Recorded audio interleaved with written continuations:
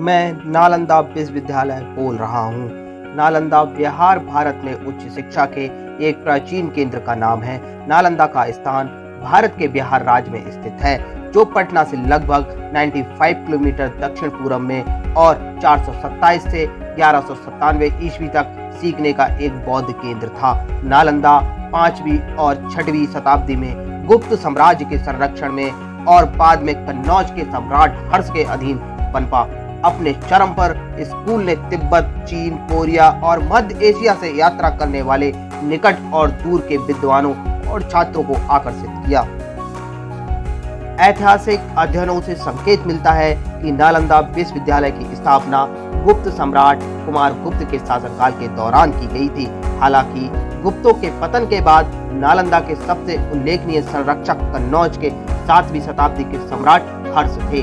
जुआन जंग, जिसे ह्वेन त्सांग के नाम से भी जाना जाता था, ने 630 और 643 सीई के वर्षों के बीच भारत की यात्रा की और 637 में पहले नालंदा का दौरा किया और फिर 642 में मठ में लगभग 2 साल भी बिताए। नालंदा पुस्तकालय में संस्करणों की सही संख्या ज्ञात नहीं है, लेकिन अनुमान है कि यह हजारों की संख्या में है। पुस्तकालय ने न केवल धार्मिक पांडुलिपियों को एकत्र किया, बल्कि व्याकरण, तर्क, साहित्य, ज्योतिष, खगोल विज्ञान और चिकित्सा जैसे विषयों पर भी ग्रंथों का निर्माण किया है। नालंदा के सभी छात्रों ने महायान के साथ साथ बौद्ध धर्म के 18 हीनयान संप्रदायों के कार्यों का अध्ययन भी किया है। इनके अलावा उन्होंने अन्य विषयों जैसे वेद, हेतु विद्या, तर्क, शब्द विद्या, व्याकरण और दर्शन, चिकित्सा जादू पर भी काम किया है। अर्थवेद और संख्या का एक अध्ययन भी किया है। नालंदा विश्वविद्यालय का विनाश 7वीं शताब्दी में जब जुआंगजैंग ने भारत की संपूर्ण यात्रा की तो उन्होंने देखा कि उनका धर्म धीमी गति से क्षय कर रहा है। अंतिम झटका तब दिया गया जब इसके अभी तक के फलते फूलते मठों ने भारत में अपने अस्तित्व के अंतिम दृश्य प्रतीकों को मुस्लिम आक्रमण के दौरान हटा दिया गया था, जो 13वीं शताब्दी के अंत में उत्तरी भारत में हटा दिए गए थे।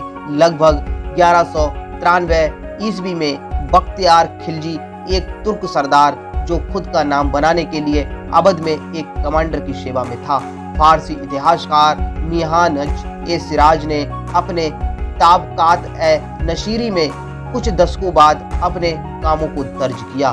खिलजी को बिहार की सीमा पर 2 गांव सौंपे गए थे, जो एक राजनीतिक व्यक्ति की भूमि बन गया था। एक अफसर को भांपते हुए उन्होंने बिहार में ताबड़तोड़ छापे मारने का सिलसिला शुरू किया था। अब बात आती है नए परिसर की। 1951 में नवीन नालंदा महाविहार प्राचीन संस्थान की भावना में पाली और बौद्ध धर्म के लिए एक आधुनिक केंद्र की स्थापना बिहार सरकार द्वारा डॉक्टर राजेंद्र प्रसाद के सुझाव पर नालंदा के खंडरों के पास की गई थी। इसे 2006 में विश्वविद्यालय माना गया।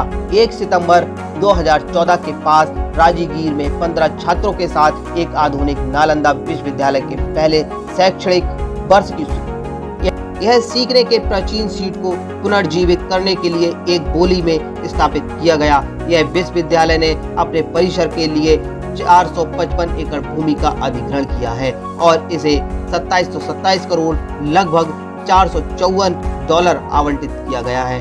यह चीन, सिंगापुर, ऑस्ट्रेलिया, थाईलैंड और अन्य सरकारों द्वारा भी वित्त पोषित किया जा रहा है। दोस्तों, ये था हमारे नालंदा विश्वविद्यालय का इतिहास। आपको यदि इतिहास अच्छा लगा हो तो वीडियो को लाइक, शेयर एंड सब्सक्राइब करें। मिलते हैं नेक्स्ट वीडियो में, तब तक के लिए धन्यवाद।